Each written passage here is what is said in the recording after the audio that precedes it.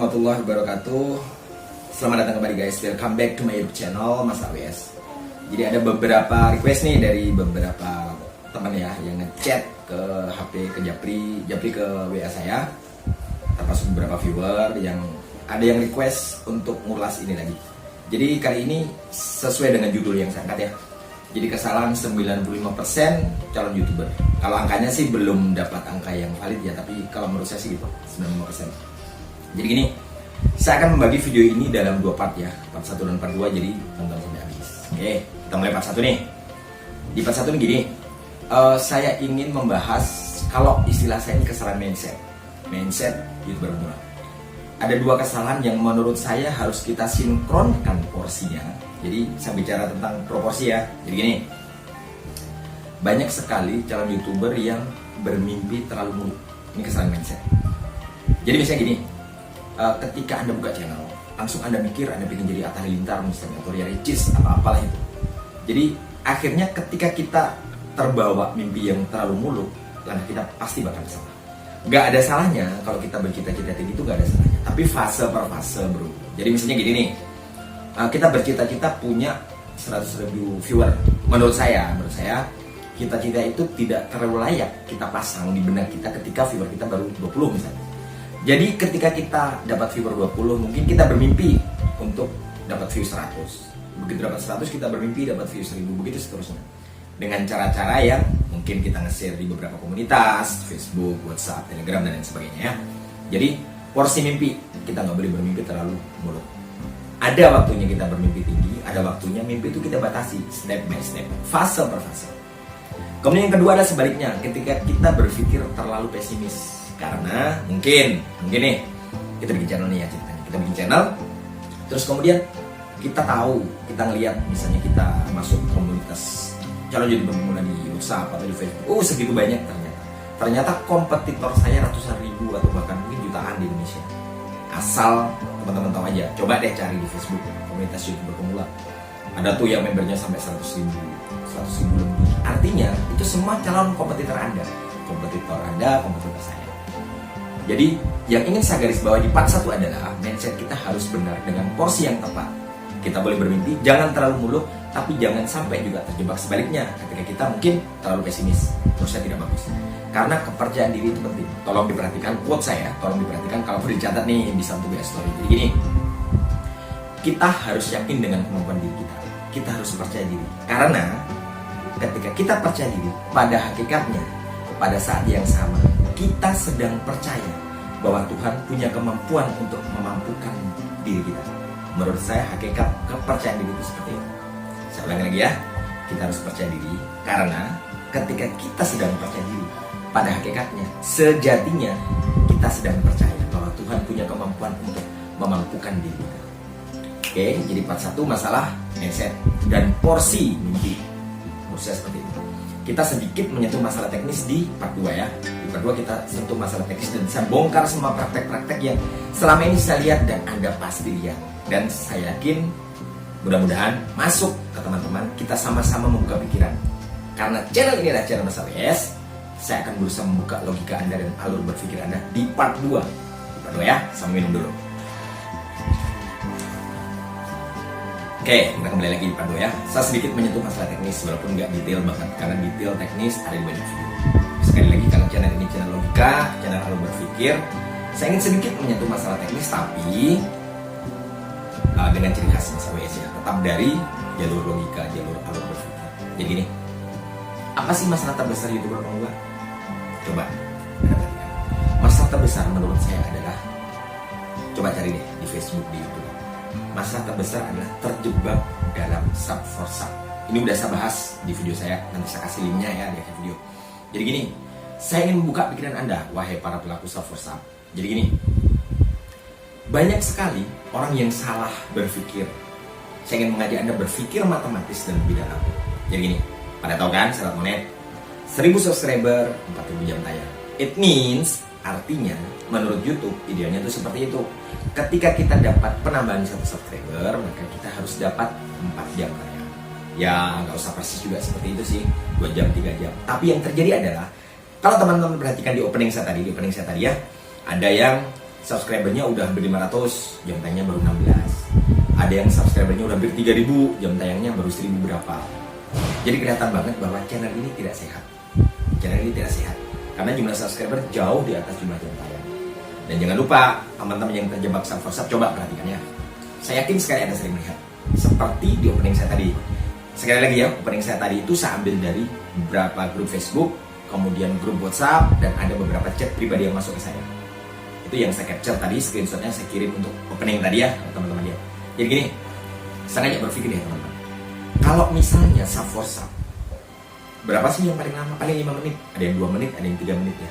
Sekarang saya ajak Anda berpikir. Segini, teman-teman punya video nih, 15 menit, kemudian link video tersebut dilempar di komunitas sub for sub.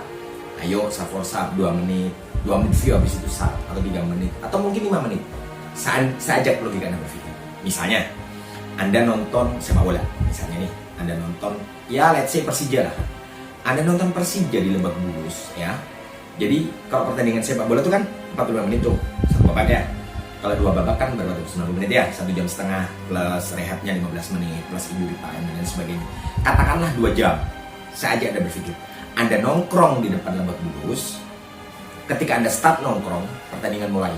Harusnya 2 jam kemudian kelar. Tapi setelah Anda nongkrong, baru 15 menit Anda nongkrong, orang pada keluar dari Lebak Bulus. Apa yang Anda pikirkan? Coba. Oke, sama nggak dengan yang saya pikir?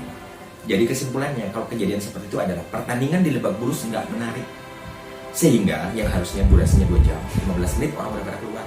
Bayangin, kalau teman-teman punya video dengan durasi 10 menit, 15 menit, link videonya dilempar di komunitas sub for sub, orang cuma, katakanlah Anda dapat 100 subscriber. Ya kita abaikanlah orang yang nggak amanah kalau menurut istilahnya teman-teman komunitas sub for sub ya. Misalnya amanah semua nih, sportif semua. Anda minta di view 2 menit baru sub. Oke, let's say itu benar adanya. Anda dapat 100, Anda cuma dapat 200 menit. Dan di catatan YouTube video tersebut dengan durasi katakanlah 15 menit, semua orang pada nge-view 2 menit. Artinya apa? YouTube menyimpulkan video Anda tidak menarik. Dapat sampai di sini. Oke, saya tambahin lagi ya. Kalau nggak percaya nih, ambil kalkulator kalau percaya. Jadi gini. Ini yang banyak sekali teman-teman komunitas sub for sub yang mungkin nggak mau mikir sejauh ini ya. Jadi kalau istilah teman gua nih, kayak kekonyolan berjamaah. Jadi gini ceritanya. Pada tahu kan ya, sekali lagi 1000 subscriber, 4000 jam tayang. Secara matematika 4000 jam tayang berarti kalau dikonversi ke menit adalah 4000 kali 60. Berapa tuh? Hasilnya 240.000 menit. Kalau saya ambil contoh yang lebih oke lah, sub for sub dengan durasi view 5 menit misalnya. Artinya secara matematika Anda butuh 48.000 sub baru capek 240.000 jam tayang. Saya tidak sedang bercanda, ambil kalkulator kalau nggak percaya. Artinya sub for sub itu membuat 1, channel Anda kelihatan banget nggak sehat. 2, jumlah subscriber sama jam tayang jomplang, nggak jelas tuh. 3, di mata YouTube video Anda nggak layak tonton. Salah satu yang kita kejar, jangan lupa, salah satu yang kita kejar adalah video kita dianggap pantas oleh YouTube, kemudian direkomendasikan. Kalau ada orang nonton YouTube muncul di beranda, ya gitu-gitu kan. Jangan lupa, saya dengan Anda sama-sama pemula nih ceritanya. Jadi yang sedang kita kejar sebenarnya apa sih? Yang sedang kita kejar tuh gini, coba saya mau ngajak berpikir teman-teman ya. Yang sedang kita kejar adalah kita sedang melamar pekerjaan di YouTube. Kita sedang mencari bayaran nih dari YouTube. Caranya gimana? Kita meyakinkan YouTube. YouTube kan majikan kita nih ceritanya. Kita meyakinkan bagaimana caranya YouTube itu mikir bahwa kita layak untuk dibayar. Satu contoh, Anda ingin, ya katakanlah Anda pagar rumah Anda cari orang nih untuk ngecat pagar rumah Anda. Terus kemudian Anda katakanlah audisi ya, atau menyeleksi lah, nyari orang-orang yang tukang ngecat nih. Katakanlah dari 20 orang, Anda mungkin milih 1-2 orang yang menurut Anda layak untuk Anda bayar. Sama YouTube juga kayak gitu. YouTube ini majikan kita meyakinkan YouTube supaya kita layak dibayar. Terus gimana dengan komunitas? Nah ini sedikit bocoran nih, bukan bocoran sih ya. Ini sebuah teori yang beredar di kalangan YouTuber pemula yang belum bisa dibuktikan kebenarannya. Cuma saya yakin sekali ini benar. Jadi gini, ingat teman-teman ya, saya yakin sekali bahwa tidak ada satupun channel YouTube, termasuk yang besar sekalipun, yang tidak disokong oleh komunitas. Jadi membuat komunitas itu fan-fan saja, selama komunitasnya sehat. Karena kan tujuan komunitas begini bro, kita punya komunitas yang sehat, kita saling support misalnya, saling support supaya video kita naik, katakanlah seperti itu. Tapi dengan cara yang benar, bukan asal-asalan. Tapi bukan juga kemudian kita hanya bertumpu pada komunitas tersebut. Kita tetap harus gimana caranya video kita layak ditonton orang. Nggak semata-mata mengandalkan komunitas, apalagi komunitas yang nggak benar kayak tadi. Kalau misalnya ya, Anda punya video bagus, 15 menit. Karena video Anda bagus, Anda di-view oleh 5 orang, semuanya view full 15 menit. Tapi kemudian Anda lempar di komunitas Sub4Sub yang rata-rata view 2 menit. Akhirnya rataan penonton Anda, kalau di YouTube ada namanya retensi, kapan-kapan kita bahas ya. Jadi rata-rata persentase waktu viewer yang dihabiskan di video tersebut jadi berkurang, jadi dikit. Dan akhirnya jangan salahkan YouTube kalau algoritma YouTube membaca video ini tidak layak tonton. Dan karena tidak layak tonton, tidak perlu direkomendasikan. Ayo kita buka semua. Oke, ada juga yang nanya gini, terus komunitas gunanya apa nih? Nah, saya kasih sebuah gini ya, lagi perhatikan baik-baik ya. Gini, misalnya nih ada seorang cowok ya, kemudian lagi PDKT sama cewek ini. Cewek yang Anda incar, Anda udah tahu bahwa cewek itu nyari cowok yang pintar main gitar. Gak ada salahnya dong kalau Anda memperkenalkan diri ke cewek itu mungkin lewat temennya. Misalnya nih, Anda deketin temennya, Anda main gitar, Anda main gitar. Terus kemudian Anda minta tolong ke temannya, bilangin dong ke cewek itu, gue pintar main gitar. It's okay, gak masalah. Teman itu Anda minta tolong untuk bilang ke cewek gebetan Anda bahwa Anda pintar main gitar. It's okay, bahwa informasi tersebut sampai di cewek itu. Tapi jangan lupa, pada saatnya Anda harus benar-benar membuktikan bahwa Anda benar-benar pintar main gitar. Sama kayak gunanya komunitas bro. Komunitas bisa saja kita pakai untuk ngangkat performa video kita, tapi kan tetap terbatas tuh ya. Tetap pada akhirnya video kita yang akan menjual dia sendiri. Gimana caranya ditonton orang. Nah, saya kasih lagi satu ya. Pada tahun Novemberin kan ya, Novemberin itu kalau di albumnya Guns N' Roses mungkin lagu paling panjang ya. Saya lupa sih 9 atau 10 menit gitu. Coba Anda bayangkan, misalnya kalau misalnya ada cewek dikasih tahu, itu mas itu atau bang itu enak loh kalau main Novemberin. Enak gimana?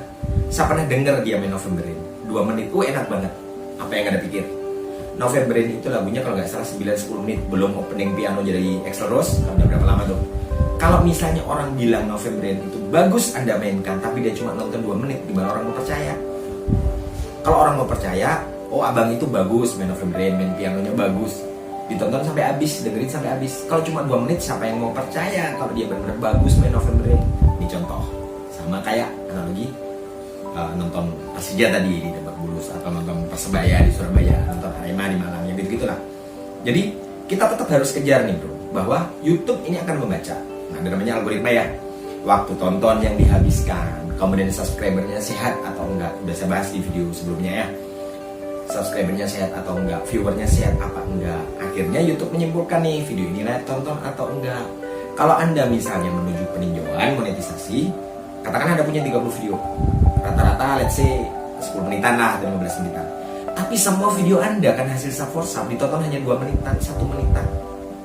Pantas gak kalau YouTube membuat? Pantas dong, YouTube yang membayar kita loh. Jadi YouTube menyimpulkan video dari channel ini gak sehat. Durasinya 10 menit, tapi ditonton pada 2 menitan, 1 menitan. Karena apa? Terlalu banyak terjebak di Sub4Sub. Oke, makanya tadi saya kasih opening tuh, screenshot dari grup Facebook, grup WhatsApp, kemudian chat pribadi ke saya. Banyak teman-teman yang terjebak dalam komunitas Sub4Sub. Dan menurut saya, kenapa saya berani angkat judul 95%? Saya nggak tahu angka pastinya. Cuman gini, saya berani taruhan. Anda masuk ke Facebook, di pencarian YouTuber pemula, apa tuh yang muncul? Yang muncul komunitas Sub4Sub bro. Karena semua pada nggak ngerti. Apakah Sub4Sub bisa dimonet? Ada yang nanya. Bisa, secara matematis bisa. Seperti saya bilang tadi, Anda bisa kok ngumpulin 240.000 menit dari hasil Sub4Sub 2 menit. Tapi berapa banyak? Kalau sekedar monet bisa aja, ada kemungkinan dia dimonet, tapi nggak mungkin berkembang channelmu bro. Gimana mau berkembang kalau YouTube aja pilih nggak bagus? Gimana YouTube mau berkenan merekomendasikan di video Anda kalau video Anda nggak bagus, menurut YouTube nggak layak tonton. Indikatornya kan jelas ya, seperti analogi tadi. Udah jelas-jelas durasinya 15 menit, yang nonton ratusan orang pada 2 menitan. Paham nggak sampai sini? Paham kan? Anda keluar-keluar nih di mana-mana. Tuh film bagus, durasinya berapa? 2 menit. Tapi yang nonton satu bioskop nonton 10 menit pada keluar. Yakin nggak Anda kalau ada orang bilang film itu bagus? Nggak mungkin lah bro. Karena film itu bagus, misalnya nih film-film drama romantis, durasinya 2 jam. Orang nonton 2 jam penuh, keluar pada nangis misalnya, benar-benar kebawa emosi, boleh dikatakan bagus. Tapi Anda berkoar-koar video Anda bagus, atau film itu bagus, durasinya jelas 2 jam, tapi 10 menit orang pada keluar. Bagus dari mana coba? Dari Hong Kong. Nah, oke, sekarang gini. Sarannya gini. Ada beberapa chat masuk ke WhatsApp saya. Jadi sarannya yang pertama dan utama menurut saya adalah tinggalkan semua komunitas gak sehat. Tinggalkan semua komunitas gak sehat. Sesportif apapun membernya, seamanah apapun membernya, kalau cuma 2 menitan, 3 menitan, kapan baru dapat 240.000 menit? Ingat loh ya, 4.000 jam bukan 4.000 menit. Cari kalkulator kalau nggak percaya. 4.000 kali 60. 2 menitan bisa, tapi butuh berapa puluh ribu subscriber baru nyampe. Makanya ini gunanya. Komunitas sehat itu penting bro, untuk kita saling berbagi. Ya tentang apa aja, mungkin tentang saling melempar ide masalah topik misalnya, kemudian masalah editing dan lain sebagainya. Banyak sekali yang bisa dilakukan asal komunitasnya sehat, sama-sama paham. Kalau saya sub Anda, misalnya kita sering kenal nih, ayo sub bang, oke lah, saya sub 1 menit, saya view 1 menit, saya sub. Anda view channel saya 1 menit, kemudian di sub, gak pernah datang lagi. Itu Anda bukan cari dukungan, tapi Anda cari sampah, saling memberi sampah. Kalau ditanya lagi, bisa mulai? Secara matematika bisa, tapi berapa lama? Apakah iya channel Anda nantinya berjalan hanya di komunitas? Anda hanya berharap viewer dari komunitas karena Anda mati-matian mengejar subscriber, tapi Anda lupa kualitas video Anda. Isi dari video Anda, apa yang Anda bagi di video Anda, ini kan penting. Oke, jadi gini. Sekali lagi ya, kesimpulannya. Tinggalkan komunitas yang gak sehat. Semuanya tinggalin. Ya. Nanti setelah ini saya cantumkan nomor WA saya. Kalau misalnya teman-teman mau bergabung di komunitas yang sehat, kita saling berbagi ide, banyak hal tentang jam tayang, tentang subscriber sehat, viewer sehat, tentang SEO, tentang peringkat, kita sama-sama belajar. Karena saya juga sama-sama pemula. Jadi saling berbagi itu indah, yang penting yang dibagi itu sehat. Bukan berbagi sampah, bukan berbagi spam, bukan saling menghancurkan channel. Makanya, coba kalau Anda ingat di opening tadi, ada yang udah nyerah di 5 bulan. Gimana gak mau nyerah kalau jumlah subscribernya jauh di atas jumlah jam tayangnya? Gak bakal kuat dia ngejar. Masa iya mengadang tiap malam hanya untuk mencari subscriber? Yang bener aja. Ada komunitas yang sehat banyak, cuma tidak sebanyak yang gak sehat, ini masalahnya. Kan di atas 90% calon YouTuber pada gak paham. Maaf, saya dulu juga pernah seperti itu. Tapi Alhamdulillah ketemu banyak sekali teman-teman yang kemudian berbagi info ke saya, membuka pikiran saya gimana cara membangun channel yang benar. Ya kita merangkak sama-sama lah. Kita merangkak sama-sama. Yang penting mindsetnya dibenerin. Satu, seperti yang saya bilang di part 1 tadi, mindset tentang mimpi, mindset tentang kepercayaan diri, berbagi komunitas yang bagus, tinggalkan semua komunitas yang bagus. Sekali lagi ya, ada nomor WA saya. Bisa dicatat. Kalau teman-teman mau diskusi, mari. Dengan senang hati, sekali lagi, dengan senang hati sama diskusi, kita sama-sama berbagi ide tentang membangun channel yang sama-sama sehat. Oke, jadi gitu. Nanti kapan-kapan kita bahas lagi ya. Mungkin ya tergantung banyak hal sih. Ada yang ngechat pribadi, ada yang mungkin menulis di kolom komentar misalnya. Nanti kita berbagi sama-sama. Jadi mungkin demikian sementara video singkat dari Mas AWS. Seperti biasa, video ini adalah channel ini adalah channel logika. Jadi saya selalu mengajak teman-teman untuk membuka logika, membuka alur berpikir tentang apapun. Karena kali ini kita bahas YouTube, logika yang kita pakai nggak perlu jenius bro, nggak perlu jenius. Yang perlu adalah kita mau mikir aja bahwa YouTube itu majikan kita harus memantaskan diri di depan majikan kita supaya kita direkrut. Menurut YouTube kita pantas jadi pekerja, kita pantas dibayar oleh YouTube. Kira-kira gitu ya. Oke, silakan kalau bergabung, ada nomor WA saya. Kita bikin komunitas yang sehat. Demikian. Jadi kita insya Allah bertemu di video-video berikutnya. Salam logika, salam alur berpikir, salam Mas AWS. Next video insya Allah kita akan bertemu. Jangan lupa like, share, subscribe yang belum, ya udah makasih ya. Kalau mau tinggalin komentar, silahkan tinggalin komentar secara bijak. Insya Allah kita ketemu di next video di channel Mas Awes. Assalamualaikum warahmatullahi wabarakatuh.